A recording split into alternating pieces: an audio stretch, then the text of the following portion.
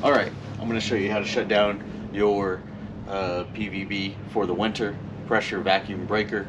These are what always going to break if you don't shut them down. You leave the water inside them and we get that hard freeze like we typically do in Texas. This is around the Houston area, so if you're Houston and surrounding areas, this is something I recommend you do. Probably around in November when we actually start seeing some cold nights.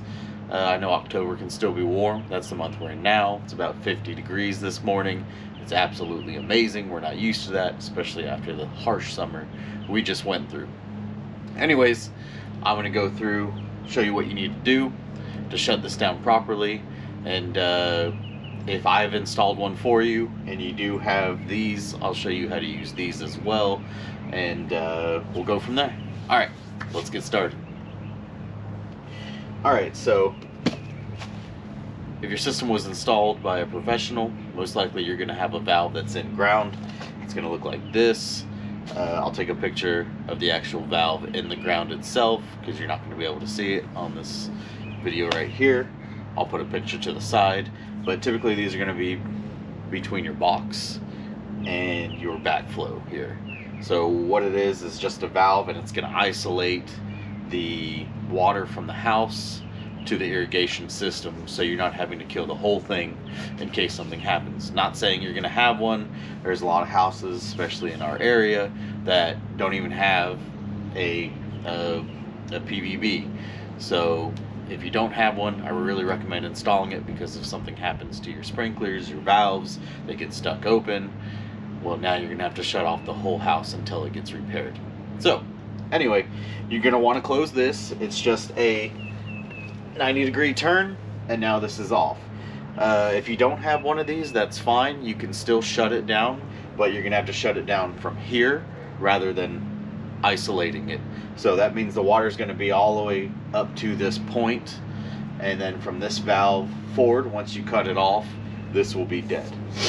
I'm going to say most cases are going to be like that unless you do have this. Anyway, what you're going to want to do if it's something like this is make sure your water's off. If you don't have the isolation valve, you can always turn it here. Make sure you turn it all the way. And then you're going to want two tools. You're going to want to have some channel locks and a flat tip screwdriver. Flat tip screwdriver is going to go into the petcocks here and here. Doesn't matter if you have a Febco or a different brand, Wilkins. They're all more or less going to be the same. Petcocks might actually be in a little bit different location, but it's the same principle. So if it's really old and these are rusted, which a lot are, what you can do is you take these, or I like to open them up, and I open them up a good ways, and then I grab it like this, and it gives me extra leverage to actually turn that valve closed.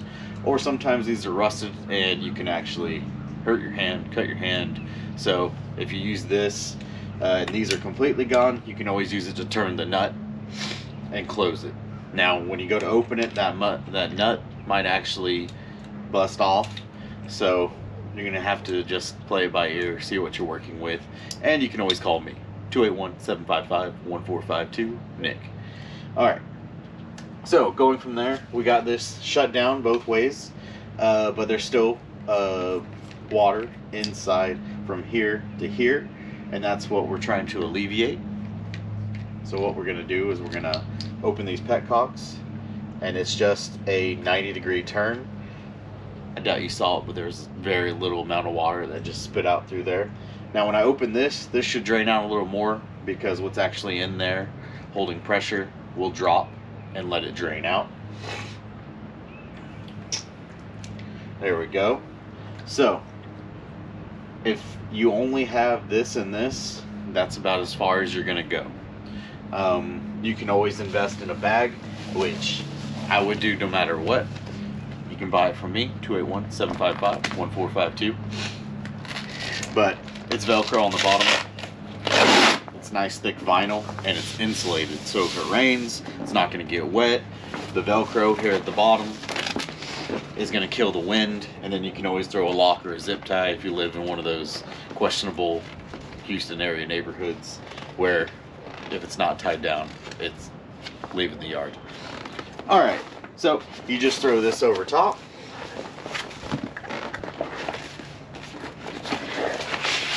Like that.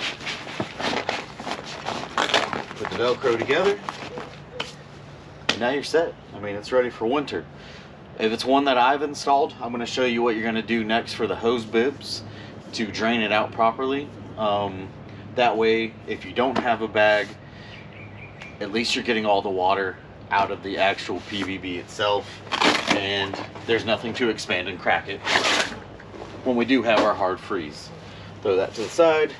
So now I have this closed. You will need the isolation valve to drain the way. So if I've installed it for you, most likely I put an isolation valve in somewhere. It could be at the bottom, it could be closer to the actual water meter itself, or it could be right here, the same as this. Either way, there's going to be one in the mix if I have these installed for you. So what I like to do is I open them up all the way. There's one on this side. Open that up all the way, a little residual pressure there. And then since it's closed from here to here, I'm going to open it back up. See that draining out now? That's what I want to see. I want to see all this water coming out. This one too. That one's draining out as well.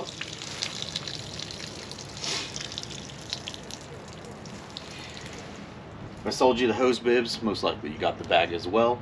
So what I do is I leave everything open. Just let it drain out. I mean, it's not going to hurt anything. If you have a vacuum, you could probably put it up to one of these. Now, depending on what side you put it on, you might bring this thing up to where it's not going to pull a vacuum anymore, but at least you're getting any residual water out. Let these drip both sides. Same thing. Put your bag on. Leave it on until you come back in spring, and when you turn it back on, you shouldn't have any issues. You can go right to watering your grass after you fertilize and get on with life. But we all know that when we get those hard freezes, it's last minute. You go to Home Depot, you go to Lowe's, you go to Ace, wherever you go, and these aren't around. I mean, you don't have anything. You don't even have the hose bib covers.